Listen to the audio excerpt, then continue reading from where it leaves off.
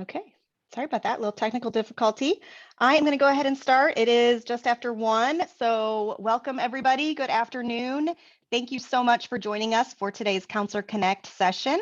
My name is Amanda Callahan, and I'm a school counseling consultant and also the coordinator for Counselor Connect. We are very excited for today's session, which is the first of 3 sessions in our comprehensive school counseling series. You will see a bit.ly here on this slide that's being shown in case you do want to follow along with the slides. So go ahead and access those if you wish. Before you begin, I do want to share a little bit about Counselor Connect for those of you who might be joining us for the first time today. Counselor Connect is a community of practice for student service professionals, and it's led by practitioners through 4 Counselor Connect tactic teams. Those teams include comprehensive school counseling, post-secondary options, social emotional learning, and student and family advocacy. Today's speakers are both members of our comprehensive school counseling tactic team, and we are very excited that they are joining us today to share their wisdom on this topic. So Counselor Connect is an initiative that falls under the Keep Indiana Learning umbrella, for those of you who have heard of Keep Indiana Learning, both of which are operated by the Central Indiana Educational Service Center, which is located in Indianapolis. Today's session will focus on the School Counseling Foundation, and it will be presented by Michelle Clark and Kelly Dunn. We are thrilled to have them both here with us today. Both of them have a plethora of knowledge and experience in this area.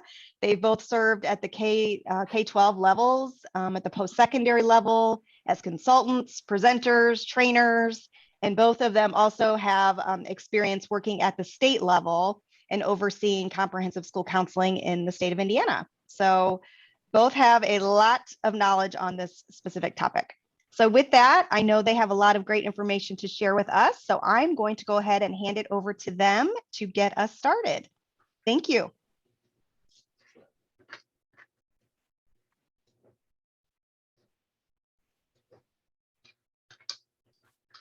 I'm gonna share my screen here really quickly.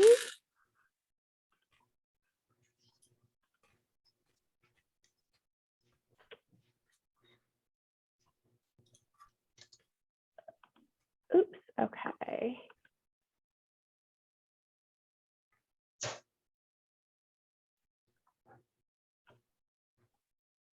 Whoops, sorry about that. Okay, so a little bit about myself. My name is Michelle Clark. I am the Assistant Director of College and Career Engagement at the Department of Education. I've been a school counselor for, oh gosh, I always forget how many years, but I've been in education for about 20 years, graduated in 2001 from Butler. With my undergrad in health and PE, and then got my school counseling license from Butler again in 2008. And I worked as a middle school counselor in Lawrence Township and Hamilton Heights, and then most recently was the director at Noblesville High School. And now I work here at the Department of Education as the school counseling specialist and now the Assistant Director of College and Career Engagement. So I'm happy to be here. I'll let Kelly go ahead and introduce herself. Hi, I'm Kelly Dunn, and as Amanda mentioned, I am a former school counselor, also a mental health counselor. I've worked in both schools and private practice. And I last week. Have worked at the state and with IUPUI's counseling this semester. Program.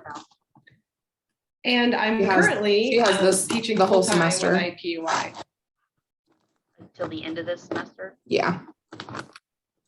It sounds like maybe someone had access to everything. Teachers have reached got out. their microphone on, so maybe we could go ahead and make sure you're muted. Thanks. Yeah, sorry, I don't know how. I wasn't sure how to mute everybody since we're co-hosting. Otherwise, I would have done that for you. So yeah, just a little bit of housekeeping. Just make sure you want to have your computer muted unless you're planning to ask a question, but we will give some time at the end to ask questions, and then we will also monitor the chat. So if you need to ask a question, go ahead and ask that in the chat box, and then we can address it if we have time during the presentation, or we can address it at the end. Amanda should be monitoring the chat if we don't see it. And just a heads up, I cannot, for some reason, the way I'm sharing my presentation, I can't see the screen, or I can't see the people because I'm optimizing for a video later. So if you guys need anything, just holler at me at the chat, because right now I can only see my computer. So today we are going to kind of just start the topic of comprehensive school counseling off by going over the foundation of a school counseling program. And so our assumption today is that you are here because you want to learn more about how to build a comprehensive school counseling program, just understanding the benefits of a school counseling program. We're also going to talk about how to align your comprehensive school counseling program with your school's goals and your student outcomes. So what your school and your district would like to see for your students, we're going to align that with your comprehensive school counseling program. And we're also going to brief you on how to use MTSS or MTMDSS as a framework for organizing your comprehensive school counseling program.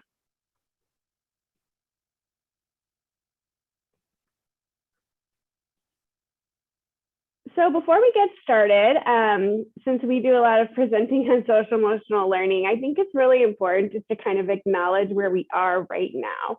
I know that being a school counselor is trying at times, and I know the school year can be really busy, especially around this time after fall break, before Christmas break, before the end of the semester. So at this point, I just kind of wanted to check in with you all. And so just kind of making sure that your focus today during this presentation is on comprehensive school counseling program so that you can absorb all of the knowledge that we're bringing to you today. So right now, just to kind of gauge where everybody is at, if you can just put in the chat, are you in the present? Are you thinking of the past? Are you thinking of the future? Does anyone have anything that you want to share that's on your mind? Where is your focus today?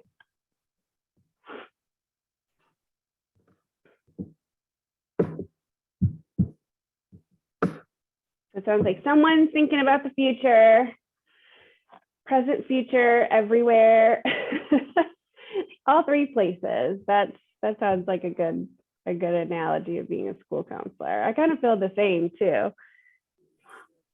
Present, thinking of everything I need to get done.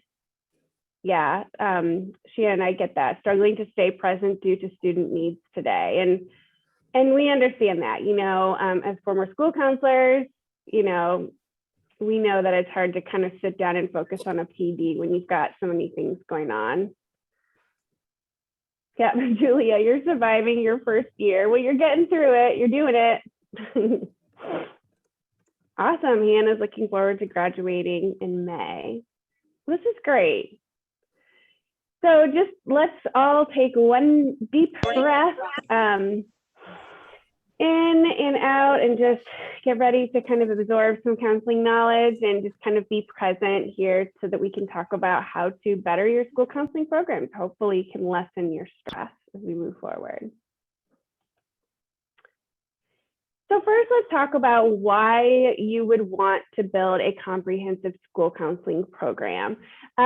So really, you know, today, our presentation, we want to be able to kind of give you a foundation of comprehensive school counseling. So we're kind of under the assumption, like I said, that this is new for you, so that you are kind of learning more about what a CSCP is and how you can bring that to your school or your school district. So the school counseling program is an integral component of a school's mission. Informed by student data, school counseling programs are provided by a state credentialed school counselor and are delivered to all students systematically, include a developmentally appropriate curriculum focused on the mindsets and behaviors for all students need for post-secondary readiness competencies, and close achievement and opportunity gaps, result in improved student achievement, attendance, and discipline. Hey, Michelle. I'm going to just ask real quick in the chat, we're seeing like a gray box over your slides. So I'm not sure if there's maybe something on your screen. Yeah, I just realized that. There we go. Great. Sorry about that. It was the chat because I opened it to see the chat when you guys were responding and then I didn't shut it. So sorry about that. So let's move on to kind of talk about some of the benefits of a comprehensive school counseling program. So I love the idea of having a CSCP because it's not only focused on necessarily just the school counseling program or the school counselor themselves, but it's multifaceted. So it not only benefits your department, but it benefits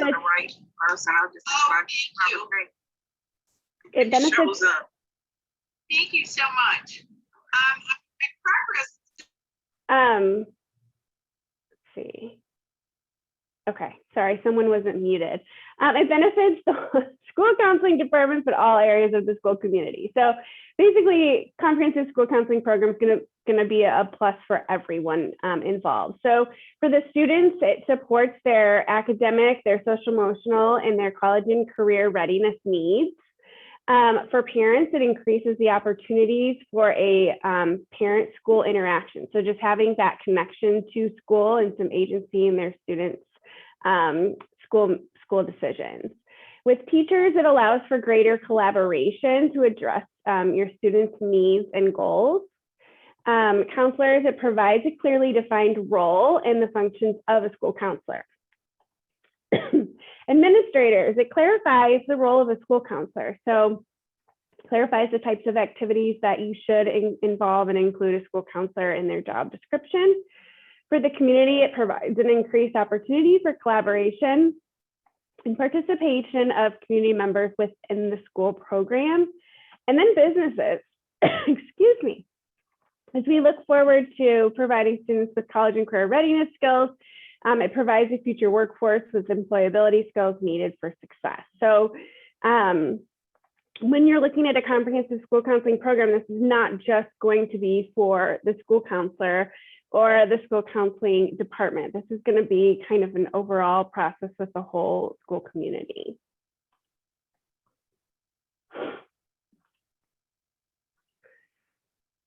So next I want to talk about kind of the change from being just a position to a program. So school counseling has very much evolved recently.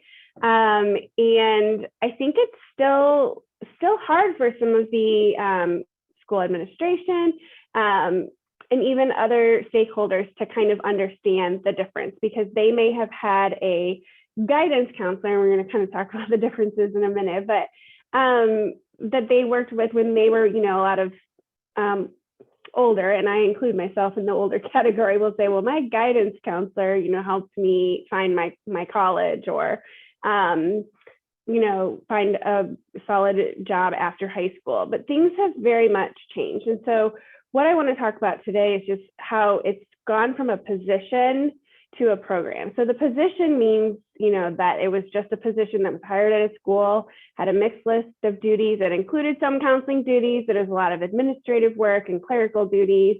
Oftentimes they're the test coordinators. They would do file management and record keeping.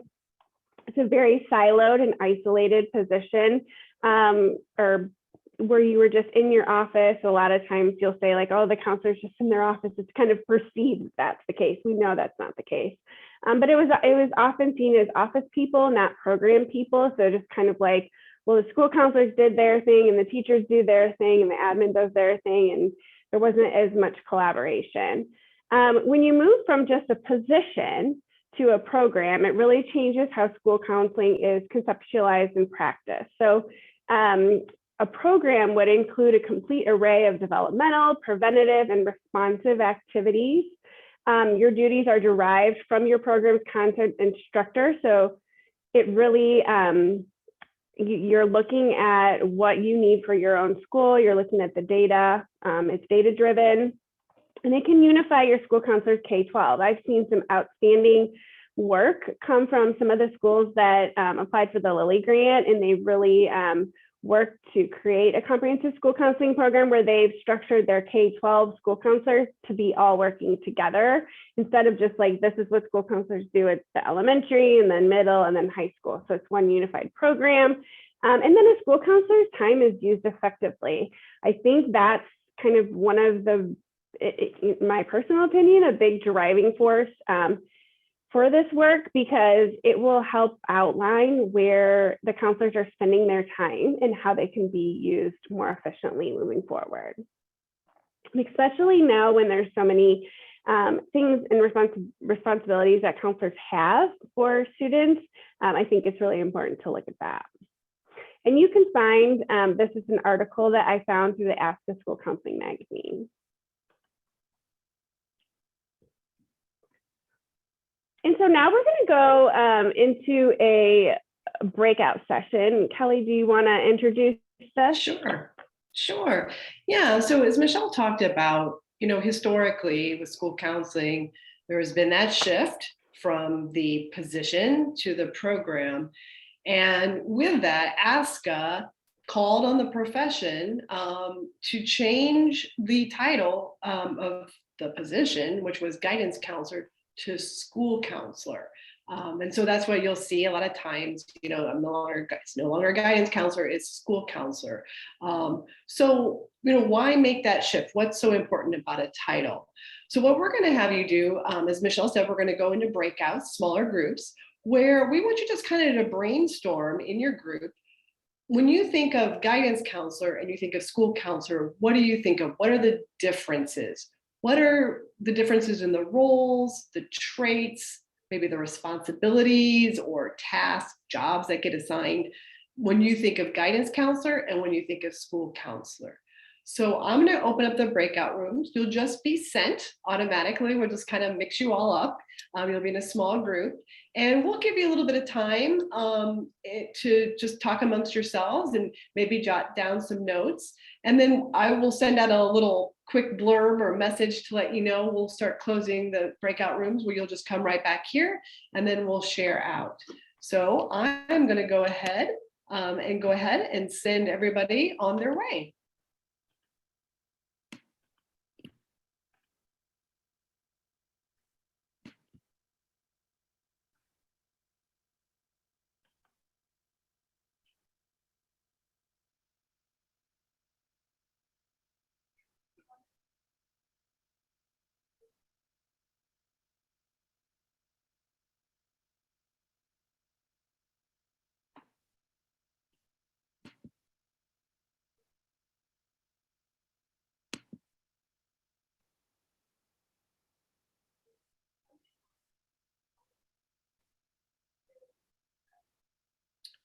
And if you haven't moved, you might look to see a box, a pop-up to join a breakout room.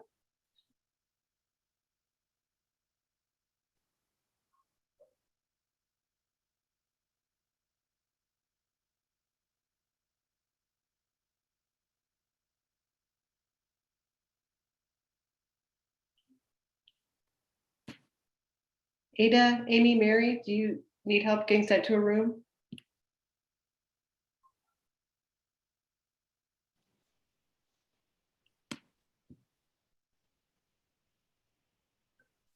You want me to move Rebecca? I can move Rebecca.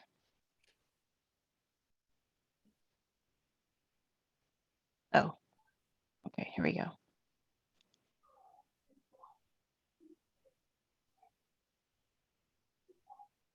Amy, do you need us to move you? Mary?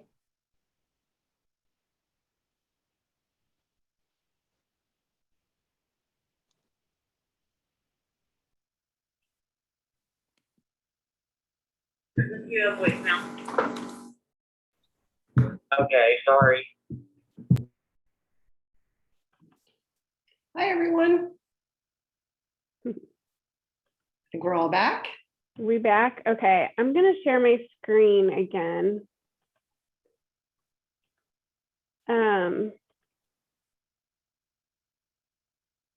Let's see. I'm going to try this.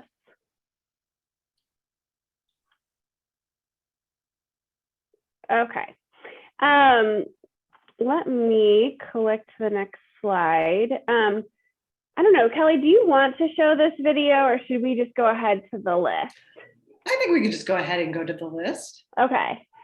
But there is a, oh, well, just kidding. Hold on, hold on.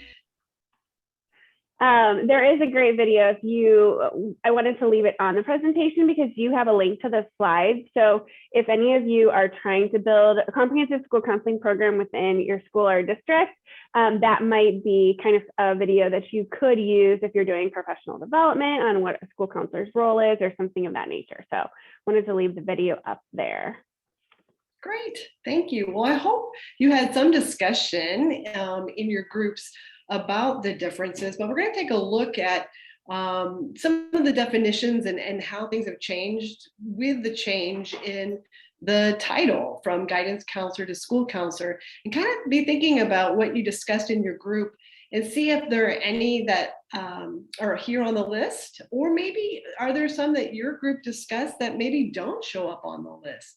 But just looking at the differences, Michelle kind of touched on this when she talked about the shift from a position to a program.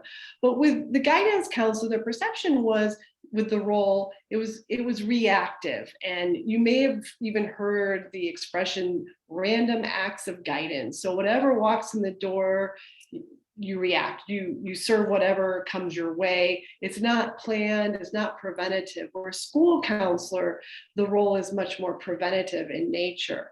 And traditionally, guidance counselors may have focused primarily on either, as it says here, maybe just mental health. So just seeing students, maybe individually, doing individual counseling, maybe some group, but that's it. Or maybe just only doing advising and only dealing with the guidance aspect of it. Whereas the school counselor does addresses all of the domains. So academic, college and career readiness, and social emotional development, with the ultimate goal of impacting student achievement. So that's another big shift from that perception of the role as guidance counselor versus school counselor. The school counselor has a more clearly defined role, and we talked about having an impact on student achievement. With the school counselor role, we're focused more on outcomes. So not just that we provide services and we just kind of keep track of maybe the number of students we've seen or the number of groups that we conducted. We're really looking at the outcomes. So how are students different? What impact did we have? Maybe we did have 10 students in a small group that we did. Well, how are they different? What did they get out of the group? What did they learn? That's what we're really focused on, are those outcomes for students. So counselors, as school counselors, we collaborate with all stakeholders. So traditionally with guidance counselors, we were really working only within the folks in our building. We're kind of working in isolation, as Michelle was saying. We were kind of in that silo, and maybe we worked with the other counselors in the building, but we really didn't go beyond that. But with school counselors, we collaborate across the building, across all of the buildings, as well as with community stakeholders too. Typically with comprehensive school counseling, you have an advisory council and you'll have representatives, not just from school, but you'll have parents, student representatives, community representatives, local business representatives on that council that advises you as the counselor with your counseling program. And we work with all students. We address all students. So it's not just those students in need that come through kind of that reactive service that we give, but it's with all students. So preventative as well as responsive. But we do spend more time as school counselors in tier 1. And tier 1 is what all students receive. Again, that prevention type of service where we're delivering core counseling curriculum. We're doing advising for all students.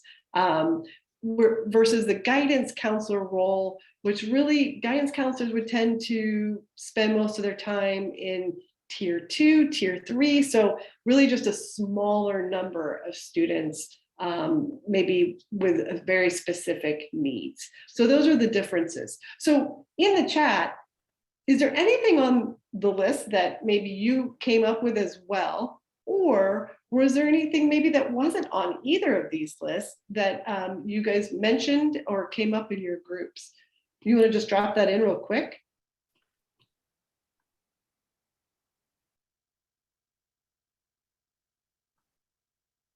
Well, I will ask, what's your perception of guidance counselor? Is there maybe kind of a perception around what that means as far as the competence? And the reason I ask that is there is actually research that was done, which you see here, about the perception using the title of guidance counselor versus school counselor.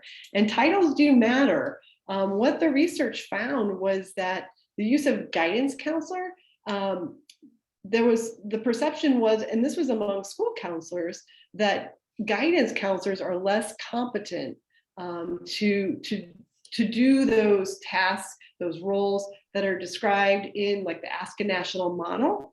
And if you maybe went to a K-CREP program, all of those standards in there. People think of the guidance counselor, the perception is it's kind of outdated, it's old, and maybe not be as up to date on, again, the more comprehensive model like the ASCA National Model.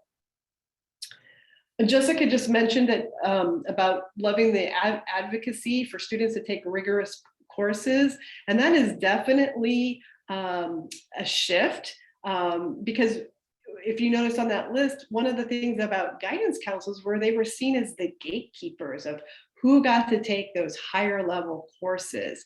And as school counselors, we are actually kind of flipping the script and we're advocating for more students to be able to. So we're kind of removing those barriers so that we can get more students in there. Amy mentioned that guidance sounds just more limiting rather than all encompassing. And I think that goes along with kind of what the research said about the perception, because again, counselors themselves even saw it that way. And Jessica adds in about having to advocate for her own kids to take those more rigorous courses. So, that's exactly why we talk about school counselors using that term and comprehensive school counseling programs. And finally, I think, I think it may be Amanda talks about how guidance counselor really just shouts out, I only do scheduling. And, you know, when we're talking comprehensive counseling, we're talking about all of the pieces, the academic, the college and career readiness, and the social emotional. Great, thank you. Excellent. So real quick brain break, because we've been talking about, you know, the shift from program or from position to program and from guidance counselors to school counselors, but let's kind of do a reset before we jump into our next topic, which is a little bit about data. So to kind of get ready for that, let's kind of do a reset and just in the chat, put in your favorite part of fall. So from this list right now, and here we are in November, what is your favorite fall, your fall favorite?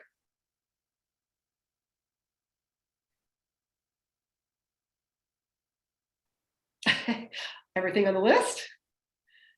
Thanksgiving, absolutely. Soup, a lot of soup. Sweaters, nice. Cozy weather. Halloween, pie, yes, definitely a favorite. Pumpkin patch, cooler weather. Hot cider. Ah, the fall leaves changes, yes. I know, and it's been so pretty too in Indianapolis, like. Absolutely. Oh, pumpkin spice lattes and fall candles. Yes, I'm addicted to pumpkin spice candles. I know. It is nice, but then I get to winter and I'm like, okay, I'm ready for summer again. Just stay in fall, right?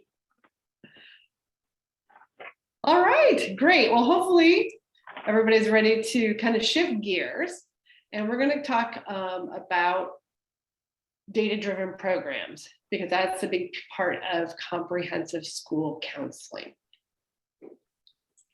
Sorry. So, oh, sorry, Michelle. No, I just forgot to switch the slide. I was so involved in Okay. seeing what everybody was writing.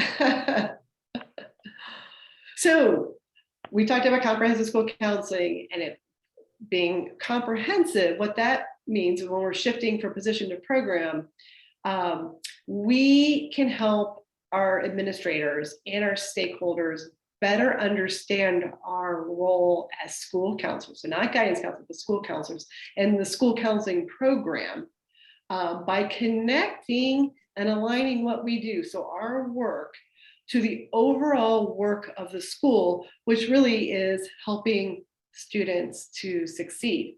And ASCA basically describes that as the school counselor's role is designing and delivering school counseling programs that improve student outcomes. So how do we do this? What do they mean by student outcomes? Where do we even start? So we can start by reviewing data related to student outcomes. And I know a lot of times when we talk about student outcomes, looking at data, it can just seem overwhelming. It can seem intimidating, but really it's not rocket science. And it can be pretty simple. And so we're just going to kind of give you an introduction to what that means and what that looks like.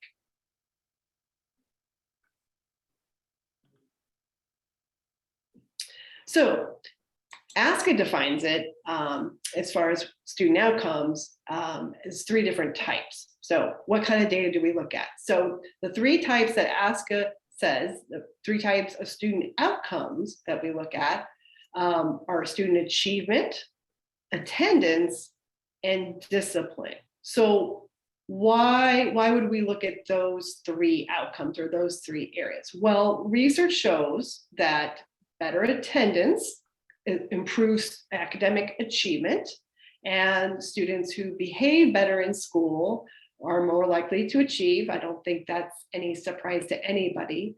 And ultimately, student achievement, or really student success at school, is our ultimate goal as school counselors. I mean, that's why we're there, right? That's what we're working towards, is to making all of our students successful in school. You know, we don't teach language arts, we don't teach math, but we do address all of those other non-academic factors that make students succeed in school and beyond. So what do we mean by student achievement outcomes? What kind of data do we look at? So here's just some examples. So when we talk about looking at student outcomes, it could be things like grades on a report card. It could be, especially for high school, it could be students' GPAs. At elementary level, it could be how many, the percentage of students who are being retained in a grade level or promoted, graduation rates. Test scores, it could be state achievement scores, but it doesn't even have to be that big type of data. Now, the one thing to keep in mind is, I know in the past we would talk about perhaps the number of students who would take AP tests or the number of students who would take the ACT. But those really aren't outcomes. That's really more participation data. So we're really just counting the numbers of students who do something. When we're talking about outcomes, we want to know what really happened. How did students do? How are they different? So we're looking at how many students actually passed or had a high, score on an exam, the actual outcome of that. So not just the number of students who took it, but what actually resulted. So a lot of times it seems like it could be kind of overwhelming, and maybe, we're only supposed to look at state achievement test scores, but no, if you're looking at comprehensive school counseling and even looking at the ASCA National Model, there are lots of different ways to look at student achievement. And all of these are examples of those student outcomes that are related to achievement. So for attendance, similar in that, a lot of times we feel like, oh my gosh, we have to really, have a big impact on our overall school's attendance rate. And no, that doesn't necessarily have to be the data that we're trying to impact. We could look at who are the students who are chronically absent, maybe who are missing more than 10 days in a semester or a school year.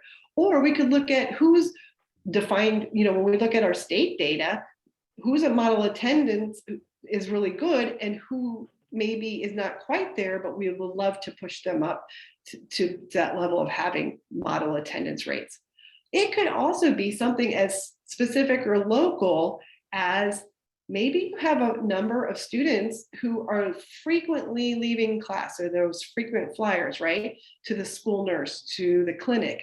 They're missing instructional time.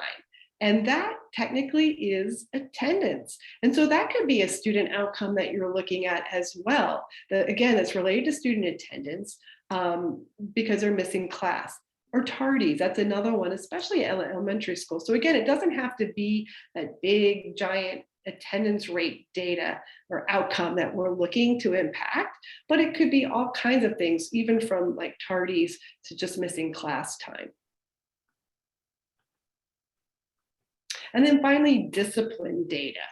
So of course, we could look at things as big as like expulsion rates, or even out of school suspension rates, or in school suspension rates. And those are all student outcomes of what we want to impact. But a lot of times, especially if you're in an elementary school, you may not have that kind of data, especially a lot of those office referrals for behavior maybe don't get entered into your student information system. So how do you kind of look at some discipline data that you could impact that's not like that big stuff like expulsion or out of school suspensions? Well, you could look at what are like some of the office referrals that you do have. Are there incidents like from bus incidents, discipline incidents on the buses, maybe recess? A lot of times that, keep tracking the number of maybe playground incidents at recess, or office behavior referrals if you keep that internally. But again, going back to example for attendance, it could be if you're not, maybe your school isn't collecting those office behavior referrals in a systematic way, you could look at instructional time missed due to students missing class, they're being sent out because of behavior referral. So another way to look at discipline. So again, you don't have to look at those giant outcomes necessarily, but look at just different types of student discipline that you as a school counseling program might have a way to impact. So as you're thinking about different kinds of data and the outcomes, and I know it can get confusing, ASCA actually has a handout, and we're going to share it with you. We have a shared Google folder at the end with all the documents that we're sharing today. ASCA has a nice chart with examples of different types of data, including student outcomes. Because as I mentioned before, with the example of like ACT tests at SAT, et cetera, where we used to think about tracking the number of students who take the test versus the actual outcomes. There's a lot of times data that we probably are still thinking of as outcomes that really aren't student outcomes. It's more of that participation, like counting the number of students who do something, or it's more perception data. So it's maybe results of a survey that we gave. We knew, for example, maybe gave a survey and we had a percentage of students who said they're experiencing a high level of stress. Well, that's good to know, but it's not really a student outcome. So by addressing the stress, we might help improve student attendance, for example, and that would be the outcome that we're looking to impact. So the example that we're sharing from ASCA kind of explains the difference and gives some examples of outcomes versus more of like perception data and participation data. When you're looking at, we want our program to maybe have a goal or that's based on student outcomes. This chart kind of gives some nice examples. So We talked about the student outcomes. That's great. We kind of know some student needs. We look at our data. But what do we do with it? Well, that's when we can identify goals for our counseling program that will help student needs. So when we create goals that address student outcomes, the other thing it does, it helps show school administrators and other stakeholders that the work we're doing in our school counseling program, that we're doing as school counselors, aligns to our school's overall mission. The schools that have school improvement goals, right? And those are usually tied to student outcomes. Well, we show when we set goals that are based on student outcomes that we're doing the same. We're all on the same page. We are following the mission of the school, and our work is important and tied to those goals as well. It helps us get buy-in then from administrators, because then we're connecting the dots for school administrators by saying, hey, we have goals that are based on student outcomes as well. And we're working with you overall, together as part of the whole school team to make our students successful. That gets buy-in from them. And in turn, then it also will help convince them on our use of time. Because if we can tell administrators, hey, we're working towards a goal that's going to help improve this particular student achievement outcome or attendance outcome or discipline outcome, they're going to be more likely to support us in using more of our time to work on behalf of students in those areas, and maybe take off a few of those non-counseling tasks that have been kind of put on our plates over time. Well, we can say that this is what we're doing and working towards. It helps get that buy-in from administrators. So as you can see here, a student outcome was maybe we noticed that we had a large number of fifth grade students who had a bunch of visits to the school nurse. They were missing a lot of class time. So we are going to look at some strategies to deal with that, but we can actually turn that into a goal.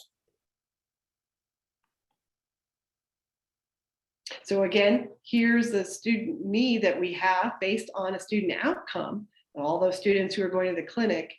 And our goal really is that we want to see fewer of those students having so many visits to the clinic. And we have some strategies that we can put in place through the counseling program to help address that. So setting goals doesn't drive everything that we do as a counseling program. Having one or two goals for the year really just helps us target specific areas or groups of students where we might, as a program, spend a little bit more time and energy to address that need. And then with that, we can collect results about the work we did related to that goal. So we've got these interventions, we can collect results. So we delivered some lessons, maybe we did a small group.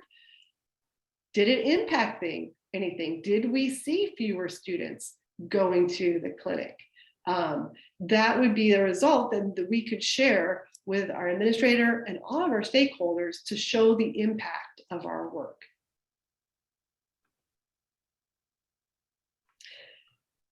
So for our next, and actually our last breakout, and we'll come, once we are done with our breakout, we'll come back and do one more thing. But for this breakout we're going to do now, I'm going to go into small groups again.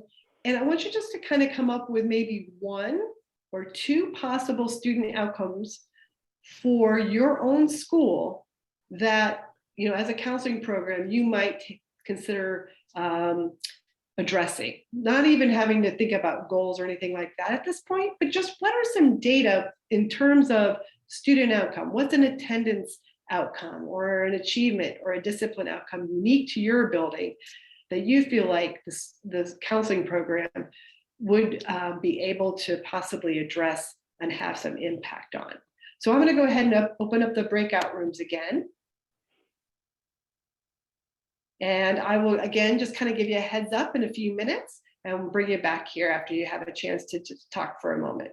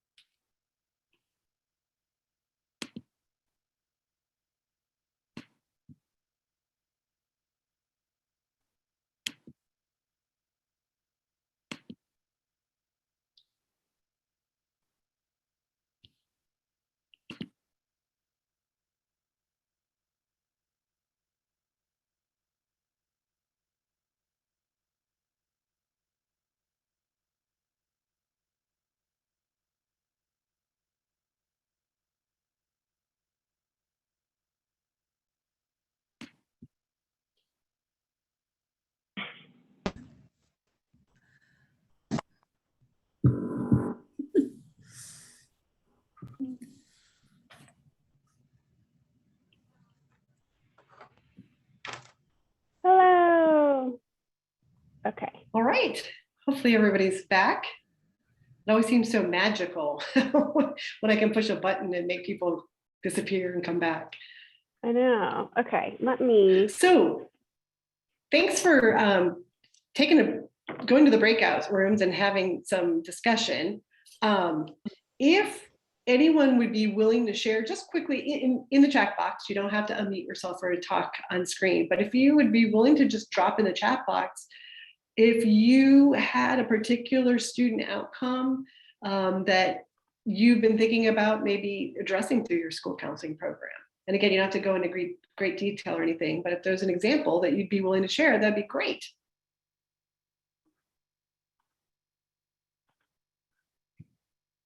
Oh, credit recovery.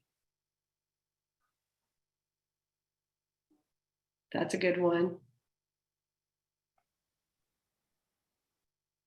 Attendance, increasing attendance, okay. Growth mindset, oh, that's an interesting one. It would be a tricky one to make sure it's a student outcome, but teaching growth mindset can be a strategy to impact student achievement and probably attendance and discipline as well. Oh, disciplinary action in relation to physical altercations. Yep, that's a really good example of one. Attendance.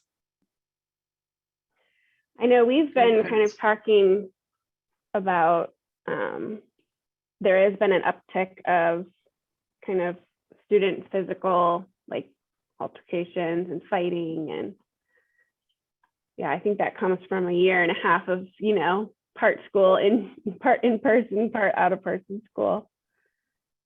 Yeah. Oh, someone mentioned increased sense of belonging in schools, and that's yes, definitely.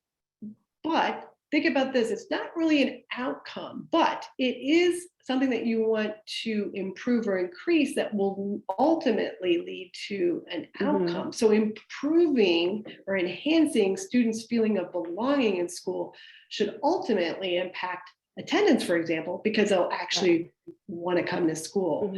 So so you kind of see the difference between, you got to kind of think of where, you know, what it is you want to see students result in, if that makes sense.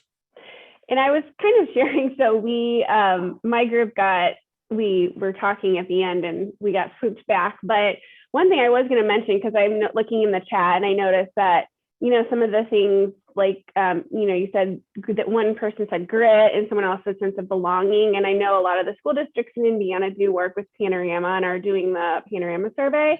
And Panorama has a fabulous kind of brief about connecting their, like the well-being and social emotional learning competencies to student outcomes. So specifically looking at attendance, behavior, and now I'm blanking on the third one. But it's basically like the ABC. So it's very similar to kind of what we're talking about. So you might want to go on there if you are a Panorama school and you're working with SEL competencies, and just seeing like, so if you want to increase sense of belonging, then seeing what that could connect to as far as a student outcome, and then kind of making the outcome your goal, but you can use the increase of sense of belonging to connect the work, if that makes sense. Exactly. And that really tells you what you're going to address, like what strategy you're going to use. So you know that you're going to do something around addressing grit, etc. But the outcome, as Michelle said, will be improved attendance or improved achievement in some kind of area.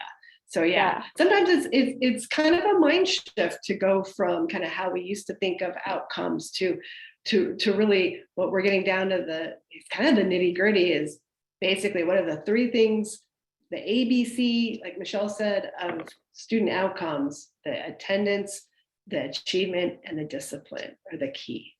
So with that said, there are lots of strategies that we deliver, interventions that we deliver for all of our students, part of as a comprehensive school counseling program. And, you know, I mentioned having some goals for your program is not that doesn't say or define everything that you're going to do. You know, you may have lessons or presentations that are part of your core curriculum. You might have classroom lessons in specific grade levels, et cetera. Or you have advising with students on a regular basis. But how do you organize all of that within a comprehensive school counseling program? And so that's the next piece, and actually the final piece that we're going to touch on today, and that Michelle's going to talk about. All right, awesome. Thanks, Kelly. So now that we've kind of talked about the basics of data, we've talked about why having a comprehensive school counseling program is important. And so now I'm going to kind of touch on the basics of MTSS, which is multi-tiered system of supports. And you can see here, I also have listed multi-tiered, multi-domain system of supports. And that comes from Trish Hatch's book, Hatching Results. But I'm going to kind of show how we're going to kind of marry the two together, just for the sake of talking about comprehensive school counseling programs, because you can really kind of look at it in both ways. But on the left, you'll see our Indiana Department of Education MTSS graphic, and this is the model that we were using, and not to say we won't continue to be using it, but we're evolving and growing, and we're kind of looking at new ways to kind of look at this work as well. But you can kind of see how MTSS works as a whole. And so this is a system that is not necessarily just for school counseling programs, but it can be school-wide, it can be district-wide that you can do this work. But you can kind of see the three categories that the department looks at. So we have our behavior, you have the academic, and then you have the social emotional. And then there's three tiers within each one. And so this is really looking at the whole child approach when you're thinking of student academic growth. And so this is a purposeful design of systems of instruction and intervention to support their academic growth, physical health, behavioral health, social emotional well-being. And so what you'll kind of see with the three tiers, if you're kind of new to MTSS work, is that in tier one, that is going to be where you're going to see the prevention. So that is where you're providing these supports for all students. So that's where 80% of your students are going to fall in this tier one, but technically we say that this is a school-wide type of prevention curriculum, et cetera. Some examples of that, if you're looking at academic, would be like assessments, teaching neuroscience or teaching about the brain, teaching SEL skill development, teaching regulation, having community circles, your mindfulness and your brain intervals, looking at a universal screener twice a year to kind of measure the growth there. And then you look at preventative programs for behavior such as like PBIS. And so that would all fall into the tier one. And then you have your tier two, which would be a little bit more individualized. So that's where you're going to look at your tutoring for academics, small group instruction. With counseling, you might look at check-ins with your counselor, small group counseling, a calming corner, reset room, peer mediation, restorative circles for discipline. So that's where you're going to see about 15% of your students falling into that tier two. And then you move on to tier three, which is where you're really going to see students. So for example, in the academic space, that's where you would provide additional instruction. So not just like one algebra class, but possibly an algebra lab course. That's where for for school counseling or social emotional, you might look at a referral to outside counseling, wraparound services for those that need it. And then if you're looking at behavior in tier three, that's where you might create a functional behavior assessment. You might have a behavior check-in form. Those are some of the supports that you might provide at the tier three level. And so this is really the reason why we're starting with this as our foundation of creating a school counseling program is this is where you want to start. So your first step obviously is to find a data source and look at your data. Look for the gaps that you want to work on in those tiers. So When you're looking at, as a school counselor role, you're really looking at the academic, the college and the career, and the social emotional. And then as you can see, you have the IDOE, which we talk a lot about behavior, academic and social emotional. And actually, as I was doing this presentation, I had this like, big idea as we are looking at our, the outcomes that the new administration is working towards here at the department of, possibly having a multi-domain system of support as well, and really just adding that college and career as that fourth category for MTSS. I really just think that they can all kind of work together and marry with each other and really provide a whole child experience for students.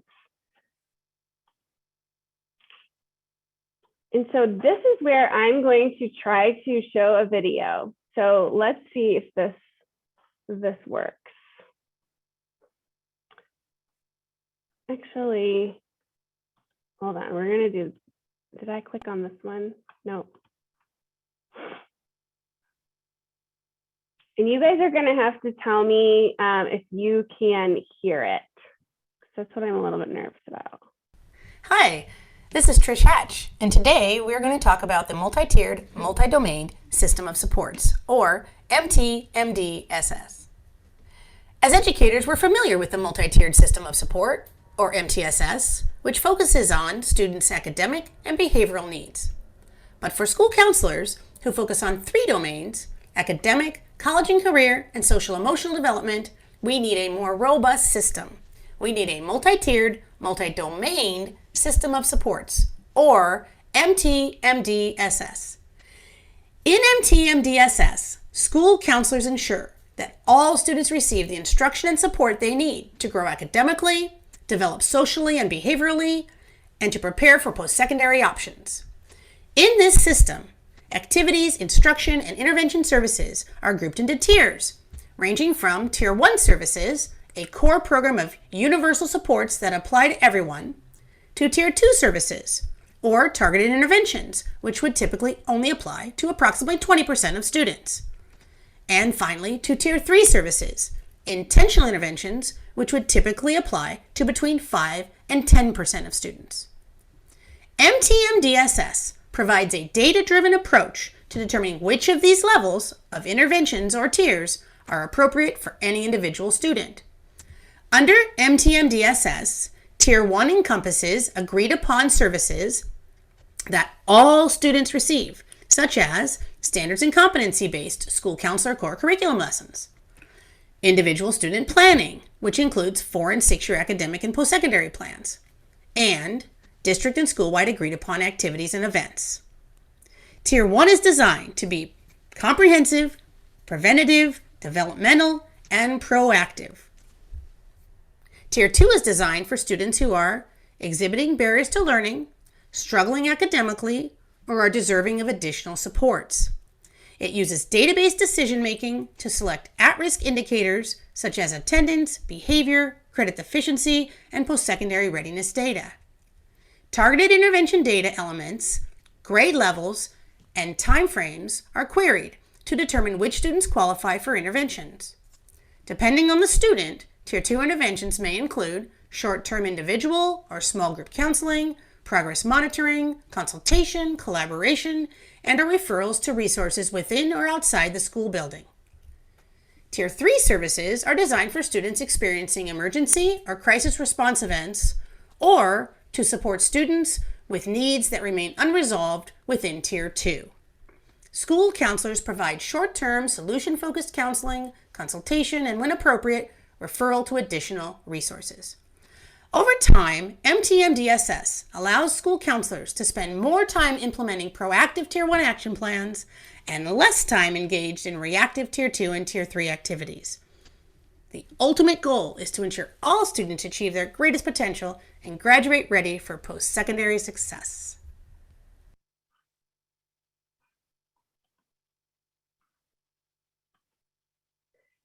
And so just to kind of finish the thoughts, like I love that video because it explains it so clearly, but I had some conversation where, I think the school counselor role is all encompassing and it can be overwhelming, especially when you're living in that reactive space There's a lot of behavior concerns right now. There's a lot of students that are struggling with mental health concerns right now.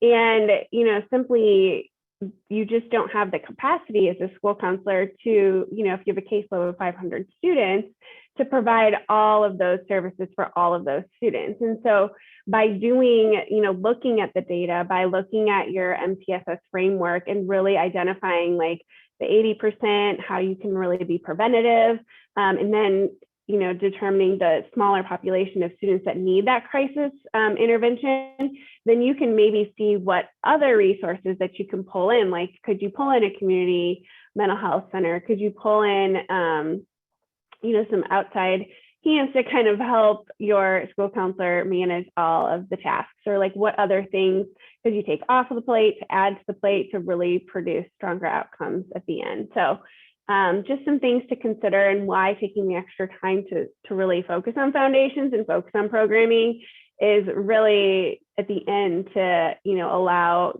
more students to get the things that they need to be successful. So just a good little video too, if you're trying to explain it or share it with people in your school community. So I'll let Kelly kind of talk about our homework, and then we can open it up for some questions or conversation. And then I think Amanda has to share some things before we close. Great. Thanks, Michelle. So yes, your task for before the next session, we would just like you to do kind of what you did today, but maybe just think a little more on it, and identify maybe one or two student outcomes that if you were to maybe want to set a goal around for your counseling program, or even just address, what would they be? And so you can see here in this first area where it says data elements, we have a worksheet for you. It looks just like the MTMDSS framework that you saw previously, but it'll be blank where you can fill in your own information. So you can just fill in one or two data elements, really the student outcome, so attendance, achievement, or a discipline student outcome specific to your school that you feel like would be a good piece to work on, maybe, or even set a goal on if you were to set a goal. And then on the tier 1 level, just kind of think about, what are you already delivering? Are there maybe classroom lessons or large group presentations you're already doing that's kind of that core curriculum, maybe in your building, or maybe even across your school corp. But just think about what things are already in place. The individual student planning you see here, especially for middle school and high school, if you do advising with, meet with all students for advising, or do career advising, etc., any of those things that would fall into tier 1, you can just list them here. And that's the only tier you need to worry about right now. So again, your to do is just to maybe identify one or two student outcomes, and then to fill in that tier 1 as far as what you're doing right now in your counseling program that reaches all students, or at least that 80% like that we talked about.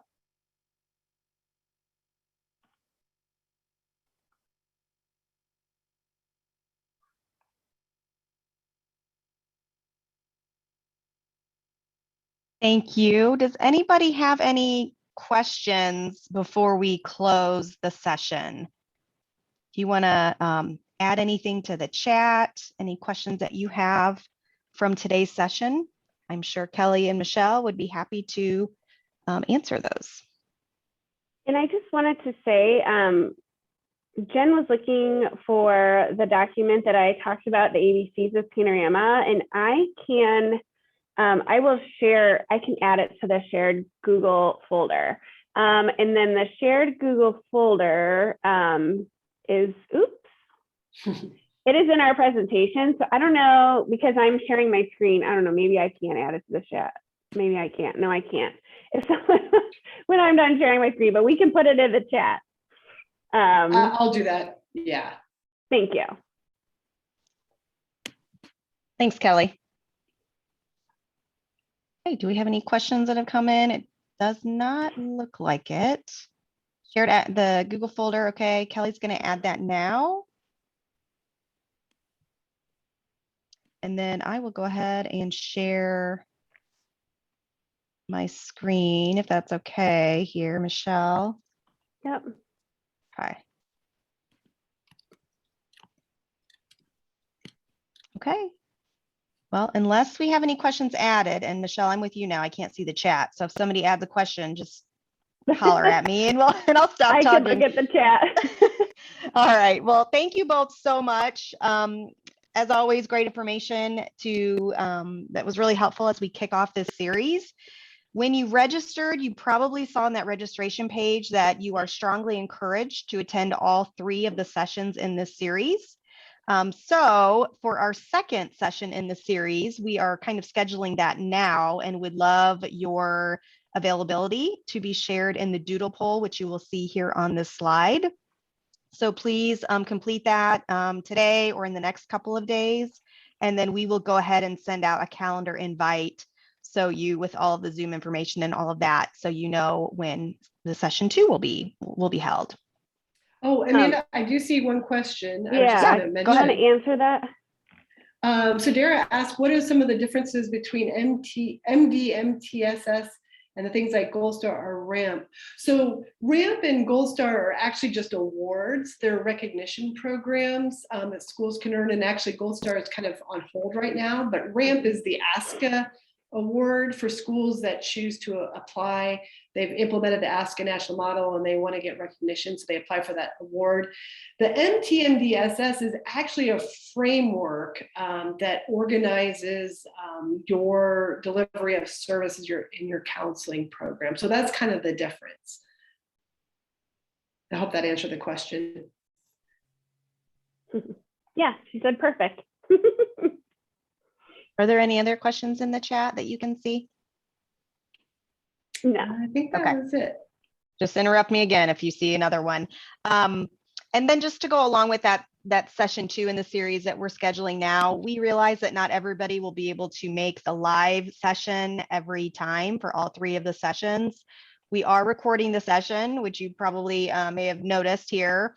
So those will be available on demand after it is live. So if you cannot make one of the sessions, you can always watch the recording after and then kind of get caught up before the next session. And Amanda, so someone asked where the other poll said, where did the other poll go? The doodle for the session. That was on the last slide. Let me go back there. So here is the doodle for session 2. And I can link it in here in a second. Yeah, that's the one she was looking for. Thank you. Okay. Sorry, I was trying to do it, but I was so slow.